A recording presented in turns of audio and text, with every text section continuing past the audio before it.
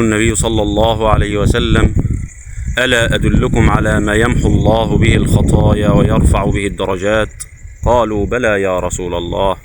قال: إسباغ الوضوء على المكاره، وكثرة الخطى إلى المساجد، وانتظار الصلاة بعد الصلاة، فذلكم الرباط فذلكم الرباط فذلكم الرباط.